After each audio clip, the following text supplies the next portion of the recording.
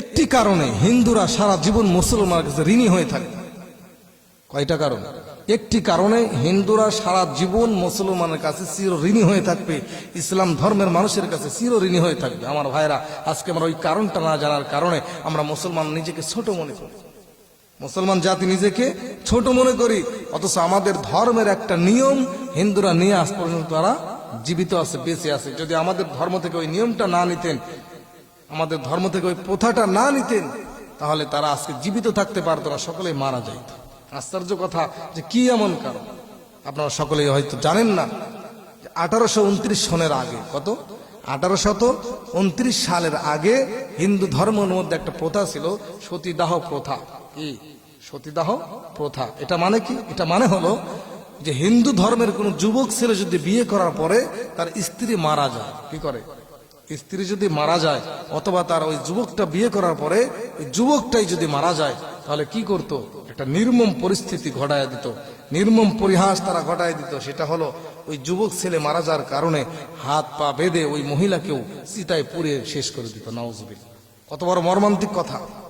আবার কোন মহিলা যদি মারা যায় পুরুষকে পুরায় ফেলতো, কোন পুরুষ যদি মারা যায় মহিলাকে পুরায় ফেলতো। এই দৃশ্যটা দেখার পরে কিছু হিন্দু চিন্তা করলেন, মুসলমান ধর্মের নিয়মটা কত সুন্দর। মুসলমান মারা গেলে কত সুন্দর করে গোসল করে, সুন্দর কাপড় পরিধান করে, কত মানুষ মিলে তাকে দাফন করে। আর হিন্দুদের মধ্যে এই কেমন নিয়ম? এত বড় নির্মম কঠিন নিয়ম আমরা মানতে পারি না। যে আমার ছেলে বিয়ে করছে, আমার ছেলে মারা গেল, আমার পুত্রবধূকেও হাত পা বেঁধে আগুনে ফেলায় দিবে, এটা কখনো মানা যায় না। আমার ভাইয়েরা, ওই সময় কিছু হিন্দু ব্রাহ্মণ মিলে, তাদের সময় যিনি বাদশাহ ছিলেন রাজা রাম বাহাদুর রায়, কি নাম? রাজা রাম বাহাদুর রায়। তার কাছে চলে গেলেন, যাওয়ার পরে বললেন, বাদশাহ, মুসলমান ধর্মের মধ্যে কত সুন্দর নিয়ম। মুসলমানদের মধ্যে কেউ যদি দুনিয়া থেকে বিদায় নিয়ে চলে যায়, মারা যায়, সুন্দর করে গোসল করে, সুন্দর করে কবর খনন করে, আতর গোলাপ দিয়ে, কত সুন্দর করে নতুন কাপড় দিয়ে পেঁচিয়ে, কত সুন্দর করে আদর যত্ন করে মানুষ তাকে দাফনের কাজ সম্পন্ন করে দেয়, আবার তার জন্য দোয়া করে। আর আমাদের ধর্মের মধ্যে এক কেমন নিয়ম, এটা আমরা তো মানতে পারি না। বাদশাহ বললেন, কি এমন নিয়ম তোমরা মানতে পারো না? সকল হিন্দু মিলে বললেন, বাদশাহ, আমাদের ধর্মের মধ্যে আমার সন্তান যদি বিয়ে করে, বিয়ে করার পরে আমার সন্তান যদি মারা যায়, তাহলে আমার পুত্র বধূকেও তার সঙ্গে পুড়িয়ে দেওয়া হয়। আমার সন্তান মারা যাওয়ার কারণে আমার পুত্র বধূকে হাত পা বেঁধে তাকে পুড়িয়ে ফেলানো হয়, চিতায় ফেলে দেওয়া শেষ করা হয়। আবার পুত্র বধূ যদি মারা যায়, আমার সন্তানটাকে হাত পা বেঁধে পুড়িয়ে ফেলা হয়।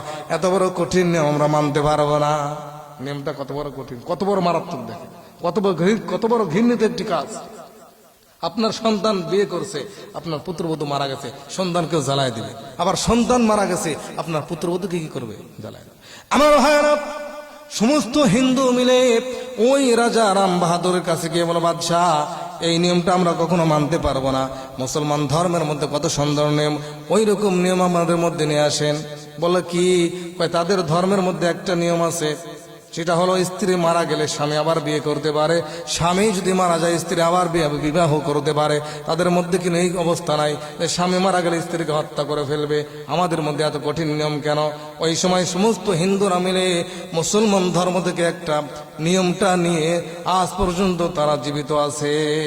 রাজা রাম বাহাদুর রায় তখন জজ কোর্টে গিয়ে, সুপ্রিম কোর্টে গিয়ে তিনি একটা আইন পাশ করে দিলেন, হে আমার হিন্দু জাতি, আজ থেকে মুসলমান ধর্মের মধ্যে যেই নিয়ম যে পুরুষ মারা গেলে আরেকটা বিয়ে করতে পারে, স্ত্রী মারা গেলে স্বামী বিয়ে করতে পারে, স্বামী মারা গেলে স্ত্রী বিবাহ করতে পারে, এমনকি পুরুষ মারা গেলে স্ত্রীকে আর পুরানো হবে না, স্ত্রী মারা গেলে পুরুষকে আর পুরানো হবে না।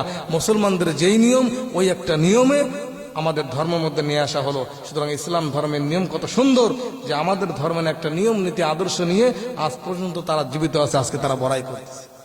আমার ভাইরা, এই জন্য আল্লাহ তাআলা বলেন, ইন্নাদ-দীনা ইনদাল্লাহিল ইসলাম, একমাত্র আল্লাহর কাছে পছন্দনীয় ধর্মের নাম হলো ইসলাম। ওয়া ইয়াবতাগি গায়রাল ইসলামি দীনান ফালা ইউকবালা মিন, ইসলাম ছাড়া দুনিয়াতে আর যত ধর্ম আছে একটাও আল্লাহর কাছে গ্রহণযোগ্য না। আমার ভাইরা, আমাদের সৌভাগ্য যে আল্লাহ তাআলা আমাদেরকে ইসলাম নামক দৌলত দান করেছেন।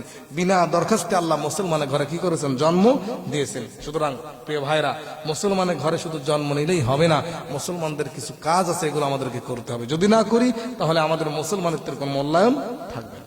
আল্লাহ তাআলা আমাদের সকলকে ইসলাম ধর্ম যেমন শ্রেষ্ঠ, আমরা নবী পেয়েছি যেমন শ্রেষ্ঠ, কোরআন পেয়েছি যেমন শ্রেষ্ঠ, মানুষ হয়েছে আশরাফুল মাখলুকাত শ্রেষ্ঠ। আমাদের আল্লাহর মতো কোনো আল্লাহ নাই, আমাদের নবীর মতো কোনো নবী নাই, আমাদের কোরআনের মতো কোরআন নাই। সর্বশেষ আমরা যে হানাফি মাযহাব মানি, আমরা যে হানাফি মাযহাব অনুসরণ করি, এই হানাফি মাযহাবের মতো কোনো মাযহাব নাই। আল্লাহ তাআলা আমাদেরকে এত মহব্বত করেন, এত ভালোবাসেন।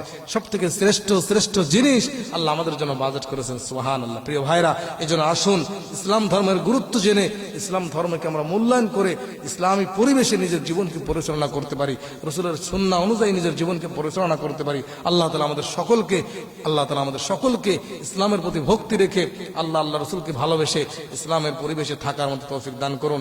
যতদিন জীবিত রাখেন ইসলামী পরিবেশে আল্লাহ তাআলা যেন আমাদেরকে জীবিত রাখেন। আল্লাহ তাআলা আমাদের সকলকে যে কথাগুলো বললাম আমল করে দুনিয়ায় থাকা আখিরাতে যাওয়ার মতো তৌফিক দান করেন। সকলে বলি আল্লাহুম্মা।